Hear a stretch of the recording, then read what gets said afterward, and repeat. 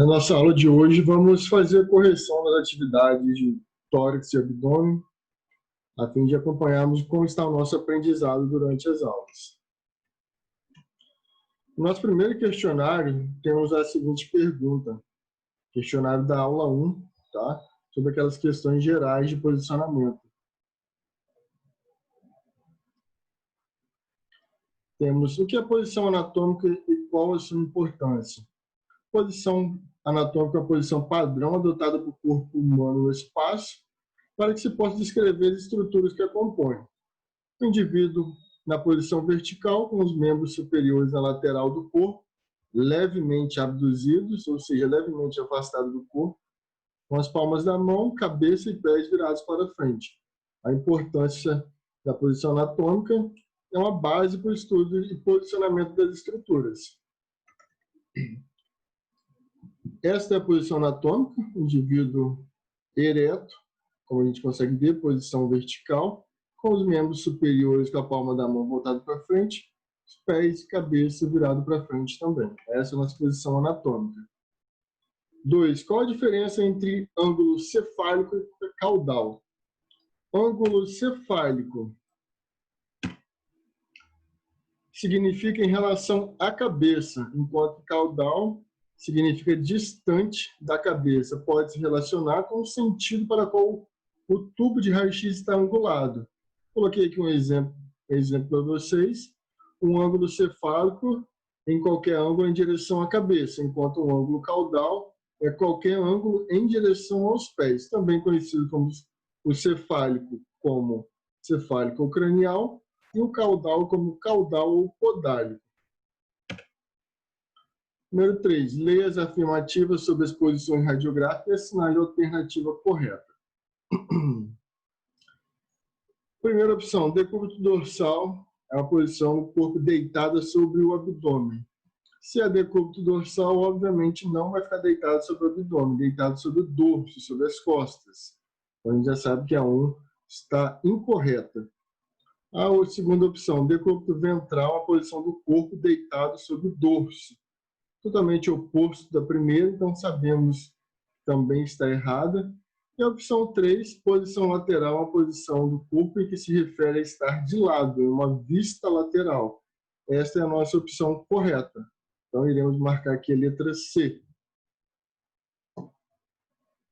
Pois temos a opção A, apenas a 1, vimos que está errada. Apenas a 2 também está errada. E a opção D nos dá a alternativa 1 e 2 como correta. Coloca a 3 como se fosse errada. E sabemos que a única afirmativa que está correta é a 3. Então, iremos marcar a letra C. Número 4. Defina posicionamento ortostático. Muito simples, tá? É a posição no qual o paciente vai ficar na posição ereta em pé. Qual dos órgãos abaixo não faz parte do sistema respiratório? Laringe, traqueia, esôfago, pulmões e brônquios. Muito fácil. A gente pode destacar aqui o esôfago, que é um tubo no qual participa diretamente do sistema digestório ou digestivo. Depende de algumas literaturas. Esse é o questionário da nossa primeira aula. Temos também o da segunda.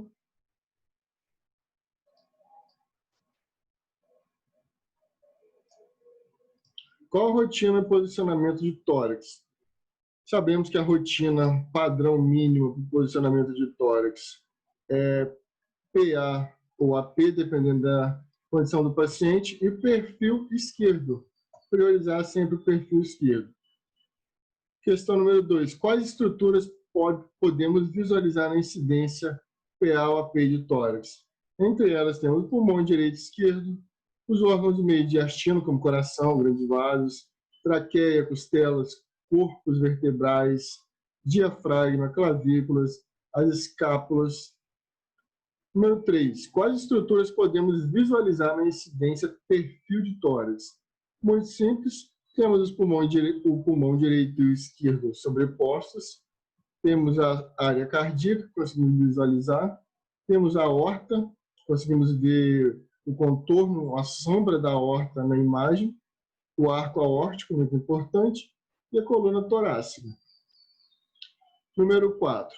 Descreva o posicionamento do paciente em PA. Muito simples. Paciente em posição ortostática, com os pés ligeiramente afastados, peso distribuído igual entre os pés. Devemos elevar o queixo do paciente, o mento do paciente, a mão sobre a região inferior dos quadris, próxima à crista ilíaca, um pouquinho mais abaixo, se possível.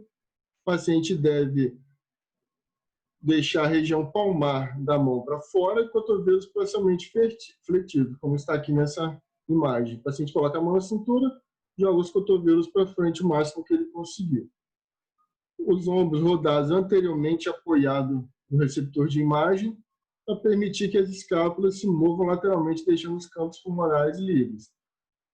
Às vezes o paciente costuma levantar o ombro, então vamos sempre frisar ombros rebaixados para projetar as clavículas em cima dos ápices pulmonares, abaixo dos ápices pulmonares.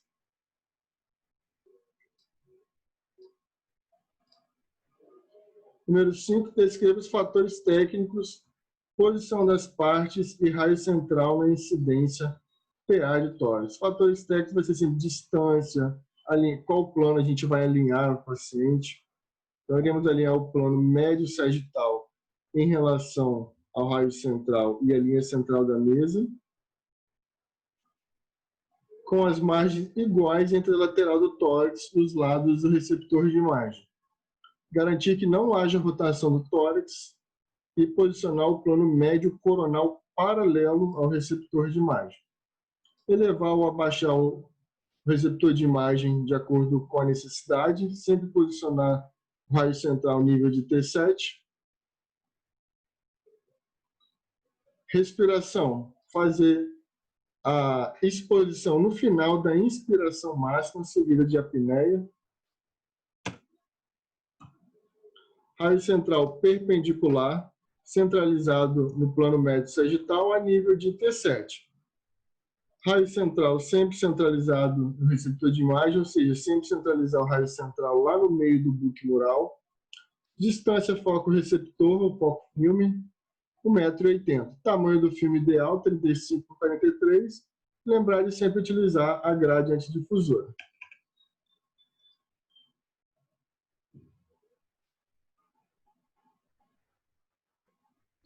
Nossa terceira aula. Quais indicações do apelo ordótico? O apelo ordótico é uma incidência complementar, qual já estudamos. A indicação dela é pesquisa de tuberculose e melhor visualização dos ápices pulmonares. Questão número 2. Quais estruturas são visualizadas no apelo ordótico? Na imagem gerada, conseguimos visualizar clavículas, costelas, os ápices pulmonares, uma sombra da coluna, a sombra da área cardíaca, escápulas, diafragma do paciente. Lembrando que a maioria das estruturas está com uma certa angulação não adequada para o estudo, devido ao posicionamento do paciente. Qual a indicação do método de Laurel? O método de Laurel, a incidência AP na posição em decúbito lateral. As indicações são pequenos derrames pleurais, que são demonstrados pela presença de níveis hidroaéreos no espaço pleural, ou mesmo pequenas quantidades de ar na cavidade pleural, que podem indicar uma possível pneumotórax. Nossa última questão, questão número 5. Qual o posicionamento do paciente no método de Laurel?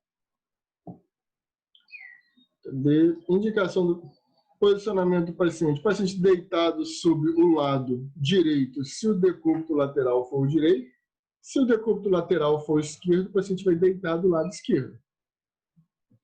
Sempre lembrar de elevar o queixo do paciente, o mento, erguer os braços, ambos os braços, acima da cabeça, para não haver sobreposição com o campo pulmonar.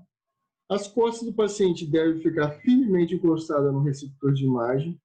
Não esqueça de travar a maca para impedir que o paciente se mova para frente e sofra uma queda durante a realização do exame.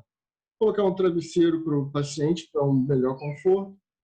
Joelho levemente fletido e o plano coronal paralelo ao receptor de imagem sem rotação, ou seja, o paciente vai ficar encostado com as costas no mural, de forma que ele fique devidamente com o plano médio coronal paralelo ao receptor de imagem, sem que ele fique rodado no posicionamento.